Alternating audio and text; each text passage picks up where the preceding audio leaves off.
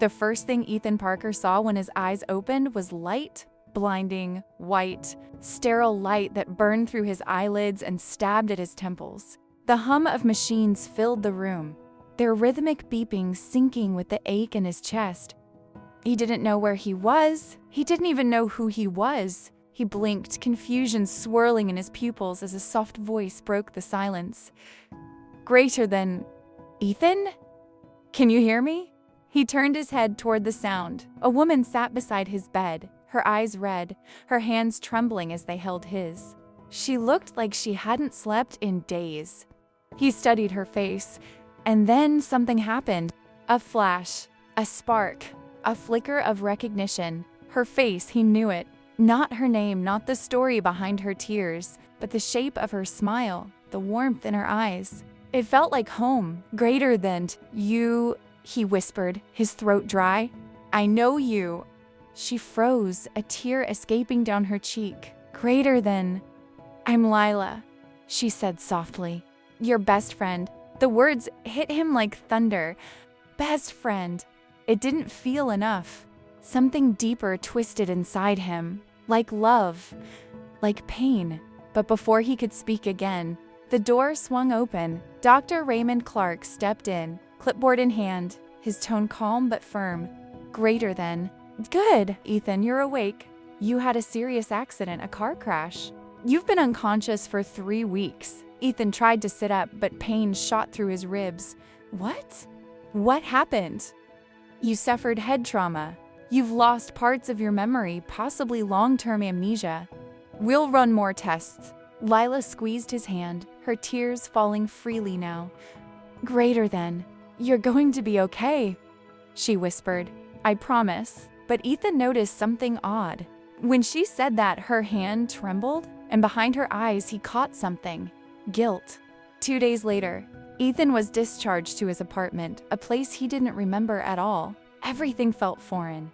The couch, the photographs, the smell of his own room. Lila stayed by his side, helping him remember small things, his favorite coffee, his playlists, the way he always left the TV on static. Yet every time he looked at her, he felt something she wouldn't admit. One night, while she made dinner, Ethan stared at a photo on the counter, him and Lila laughing at a beach. His arm was around her waist. Her head rested on his shoulder. Were we just friends? He asked quietly. Lila froze. The knife in her hand stopped mid-cut. Greater than... Yes, she said after a long pause. Just friends. But her voice cracked on the word just. Ethan smiled faintly, though confusion burned inside him. Then why does it feel like I loved you? She looked at him, her eyes glistening. 'Cause maybe you did. That night, Ethan dreamed. He saw a road, rain pouring, a car spinning out of control, a scream, her scream, and then darkness. He woke up drenched in sweat, gasping. Lila rushed to his side. Greater than... Ethan, are you okay? He looked at her, trembling, breathing fast. You were there, he said, in my dream. You screamed. You were in the car with me. Lila went pale. Her lips parted, but no words came out. For a moment, she just stared at him.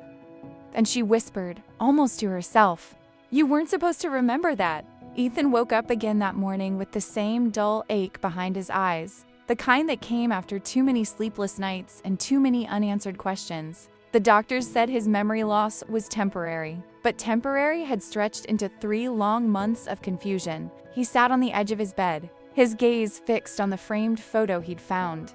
In his jacket pocket, the day after the accident, a picture of a smiling girl with soft brown hair and bright, playful eyes. He didn't know her name. He didn't know where the photo came from, but every time he looked at her, his heart ached in a way that felt painfully familiar. Her smile had the power to calm him, and yet to tear him apart. Later that day, he visited the park the doctor had suggested, a place near the ocean where the wind smelled like salt and new beginnings. Ethan walked slowly along the path, his shoes crunching against the gravel, trying to force the flashes in his head into order. There were moments, fleeting, fragile moments, where things came back to him. A laugh echoing under a streetlight, the scent of jasmine, a girl's voice whispering, "Promise me, you won't forget me." And then, silence. He ran his hand through his hair, frustrated. "Who are you?" he muttered under his breath. That night, he dreamed of her again. In the dream, she was standing in the rain, the same girl from the photo. She looked scared, her hands trembling as she reached for him. "Ethan," she said softly. "Don't believe them." He woke up gasping, drenched in sweat. The name she'd spoken, Ethan, was his. She knew him. She must have known him before the accident. But who were they? And why did her voice sound like both comfort and warning? The next morning, Ethan decided to take a risk. He went to the small cafe near downtown, the one that appeared. For a split second in his flashes of memory, the smell of coffee hit him like déjà vu. As he entered, a soft chime rang from the door, and there she was. The same girl from the photo. Ava. She was standing behind the counter, tying her hair up, wearing the same shy smile that had haunted his dreams. For a moment, the world stopped spinning. Ava turned her head, eyes widening slightly as she met his gaze. "You," she whispered, her voice trembling. "You're alive." Ethan froze. "Do I know you?" Tears filled her eyes as she nodded slowly. "You did," she said. "You just don't remember yet." Ava stood still behind the counter, her trembling hands gripping the edge of the table as if it were the only thing keeping her from collapsing. Ethan's presence, the man she had thought was gone forever, had turned her world upside down in one heartbeat. He looked at her like a stranger, yet she could see traces of the man she'd once loved, the warmth in his eyes, the quiet way he always observed before speaking. But behind those eyes now, there was nothing but confusion and pain. Ethan took a hesitant step toward her. "You said, I knew you before. Who are you, Ava?" Her lips parted, but no words came. How could she explain what had happened? What she'd done when he didn't even remember their story? That night, after the cafe closed, they sat at a corner table. The sound of rain tapping against the glass filled the silence between them. "I was your best friend," Ava finally said, her voice soft. "We grew up together. You used to come here every day. You'd order the same thing, black coffee, no sugar. You hated sweet things." Ethan frowned, trying to pull the pieces together. "Best friend," he repeated, as if the word itself carried weight. Ava nodded. "But that changed a few years ago." "How?" She hesitated, and in her eyes a storm was brewing. "You fell in love with me, Ethan," she whispered. "And I fell for you too, but we were never supposed to. Why not?" he asked, his voice low, urgent. Ava's gaze dropped to her lap. "Because of who you were." Ethan's mind spun. That phrase, "because of who you were," echoed through him like a warning. "Tell me," he said, gripping the edge of the table. "Who was I?" Ava didn't answer. Instead, she reached into her bag and slid a small box toward him, one he hadn't seen before. Inside it was a silver ring. "You gave me this," she said, her voice breaking. "The night before the accident?" He stared at the ring, then back at her. "I proposed to you?" She nodded, tears slipping down her cheeks. "You said we'd start a new life together, that we'd leave everything behind." Ethan's chest tightened. "So, why didn't we?" Ava looked up, eyes full of pain. "Because someone didn't want us to." Thunder cracked outside. The cafe lights flickered. Ethan leaned closer. "Who?" Before she could answer, the door opened, and a tall man in a gray coat stepped in. His eyes locked onto Ava instantly, then shifted to Ethan, cold, assessing. Ava's face went pale. "Ethan," she whispered. "That's him." "Who?" Ethan asked, standing up. She swallowed hard. "The man who tried to kill you?" The night was colder than usual. The faint hum of fluorescent lights in the hospital corridor echoed like a quiet heartbeat, one that reminded Ethan he was alive, but not whole. He stood by the window, the moonlight pouring in silver streaks across his bandaged forehead. He didn't remember how he ended up here or what had happened before the accident. But every time he closed his eyes, her face, that same girl from his fragmented dreams, returned again and again. The one with the soft brown hair and eyes that carried sadness and love all at once. He didn't even know her name, but she felt like home. The sound of footsteps interrupted his thoughts. Nurse Lila appeared, smiling warmly. "Couldn't sleep again, Ethan." He turned slowly, trying to mask his restlessness.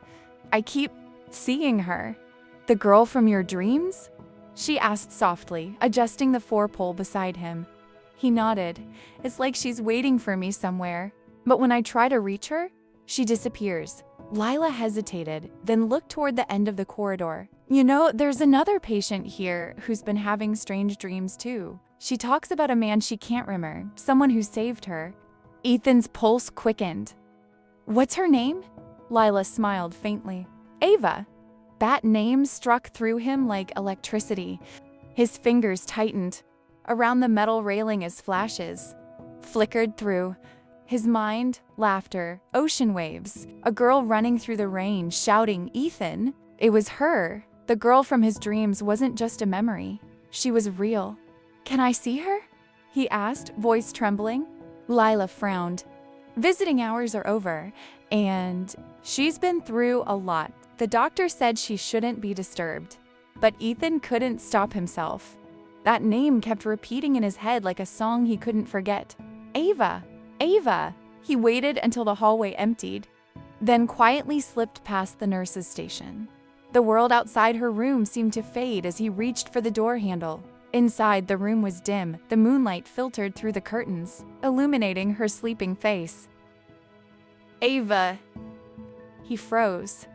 She was even more beautiful than in his dreams. Fragile but strong, the kind of beauty that carried pain and hope in equal measure. He took a small step closer, heart pounding in his chest. "Ava," he whispered. Her eyes fluttered slightly, and for a split second, she whispered back in her sleep, "Ethan?" He stumbled backward, shock flooding through him. She knew his name. Suddenly, voices echoed from the hallway. Ethan hid behind the curtain as two doctors entered. "She's stable now," one said, "but her memory loss is still selective. She remembers someone, a man named Ethan, but we haven't been able to confirm if he's alive." Ethan's blood ran cold. They thought he was dead. The second doctor sighed. "Let her rest. The truth might be, too, painful if she finds out everything. That happened that night." "What night?" Ethan mouthed silently, heart hammering. They left, and silence returned, except for the slow rhythm of Ava's heartbeat monitor. Ethan stepped out from the shadows and sat in the chair beside her bed. He studied her hand, small, pale, trembling slightly in her sleep. Without thinking, he reached out and gently took it in his own. And that moment, that touch, unlocked something inside him. Images burst through his mind like shattered glass. A car skidding on a wet road, Ava screaming his name. The smell of smoke. A hand reaching out, but too late. He gasped, pulling his hand back as tears filled his eyes. That accident. They were both there. He had promised to protect her, but he failed. Ethan pressed his hand against his chest, trying to breathe. "I remember now," he whispered, tears slipping down his cheeks. "I was the reason you got hurt." He looked at her again, still asleep, still peaceful, and made a silent vow. "I'll make it right, Ava, even if you never remember me. I'll stay close. I'll protect you. Always." Outside, thunder rumbled softly, and rain began to fall against the glass. As he turned to leave, Ava stirred again, whispering in a fragile voice, "Ethan, please, don't go." He froze at the doorway. Her eyes were still closed, but her tears slipped down the side of her face. He wanted to hold her, to tell her everything, but he couldn't. Not yet. Not until he knew what really happened that night. He quietly stepped out of the room, closing the door behind him. And in the dim glow of the corridor, one thought echoed through his mind. If she remembers me, she'll also remember the truth. The morning light seeped through the blinds, slicing across Ethan's face as he sat at the edge of his hospital bed. He hadn't slept all night. Ava's name still echoed in his mind like a whisper carved into his soul. He remembered flashes, the crash, the rain, the sound of her screaming his name, but the rest was broken, scattered like glass. He knew one thing for sure: someone caused that accident. And whoever it was didn't want them to remember. Nurse Lila entered his room holding a tray. "You didn't touch your dinner, and now you're skipping breakfast too?" "I'm not hungry," Ethan muttered, eyes fixed on the newspaper tucked under her arm. He noticed the front headline: "Car explosion on highway. 23. Investigation closed." He frowned. "Can I see that?" She hesitated, then handed it over. The date was from 7 months ago, the night of the accident. His heart raced as he scanned the lines. Police concluded it was an accident caused by brake failure. 2 victims were hospitalized in critical condition, names withheld. 2 victims, him and Ava, but something didn't make sense. His brakes were new. He had checked them himself. "Lila," he said slowly, "was there ever an investigation after this?" She gave him a cautious look. "Ethan, you should focus on your recovery," the doctor said, digging into the past might. He cut her off. "Someone tampered with my car. I can feel it." Lila's eyes softened, but she didn't argue. "If you're right, maybe the hospital's records could help, but you didn't hear that from me." That night, Ethan snuck into the hospital's records room. The halls were quiet, just the soft beep of monitors and distant footsteps. Inside, rows of dusty folders stretched across the shelves. He found the section marked Accidents, Highway 23. There it was. File hashtag H23-047, Ethan Reed, Ava Monroe. His fingers trembled as he opened it. The first page detailed their injuries. The next page was a police report. At the bottom, one line stood out, circled in red ink: "Evidence of external interference with brake fluid line. Further investigation requested." His stomach dropped. It wasn't an accident. Someone had wanted them dead. He was so lost in shock that he didn't notice the door creak open behind him. "What are you doing here?" a voice asked. Ethan turned. It was Dr. Hayes, his physician. "I needed answers," Ethan said, holding up the file. "Why was this covered up?" Dr. Hayes sighed, stepping closer. "Ethan, you weren't supposed to see that." "So it's true?" Ethan demanded. "Someone sabotaged my car?" Hayes hesitated. "Yes, but the police dropped the case. The person suspected vanished before they could question them." "Who?" Ethan pressed. Hayes looked at him with visible guilt. "Ava's fiancé." The world stopped. "Fiancé?" Ethan repeated, his throat tightening. "She was engaged?" Hayes nodded slowly. "Before the accident. You were her best friend, or at least that's what she told everyone. But the night of the crash, there was a confrontation. Her fiancé accused you of being in love with her?" Ethan felt the blood drain from his face. "I was," he whispered. "But I never told her." Hayes continued quietly. "That same night, her fiancé disappeared. And hours later, your car's brakes failed." Ethan's hands shook as the truth hit him. "You think he tried to kill me? And Ava," Hayes added, "because she chose to meet you instead of him that night." Ethan dropped into a chair, his head spinning. The man she loved had tried to kill them both. And now, she didn't even remember any of it. He closed the file and stood. "I need to see her," he said, his voice firm. Hayes blocked him gently. "Ethan, she's not ready. If you tell her the truth too soon, her memory might." "I don't care," Ethan said sharply. "She deserves to know." He stormed down the hallway toward Ava's room. His pulse pounded in his ears. He pushed open the door and froze. Ava was awake, sitting up in bed, staring at a phone in her hands. Her expression was pale and trembling. "Ava?" he said softly. She looked up slowly, eyes wide with shock. "Ethan, I saw something." "What do you mean?" She handed him the phone, a photo displayed on the cracked screen. It was the two of them, taken the night of the accident. They were standing near his car, smiling, rain pouring down, and behind them, blurry, almost hidden, was a man's shadow, watching from across the street. Ava whispered, "That's my fiancé." Or at least, I think it was. Ethan clenched his fists. "He's still out there." Her lips trembled. Why would he try to kill us, Ethan? What did we do? He took a deep breath, stepping closer. 'Cause he knew the truth. That what we had wasn't just friendship. Her eyes filled with tears. But I don't remember. He gently touched her cheek. Then I'll help you remember, no matter what it costs. The heart monitor beeped. Faster as their eyes locked, years of buried emotion trembling between them. Outside, lightning split the sky. For the first time, Ava whispered his name fully awake. Ethan! And for that one fragile second, the world made sense again. But in the shadows outside her hospital window, a figure watched silently from the parking lot, cigarette glowing in the rain. A voice muttered through the static of a phone call. He's awake, and he knows too much. The following morning arrived with a haunting silence. Rain tapped against Ethan's apartment window like a soft metronome, marking each second of confusion that still clouded his mind.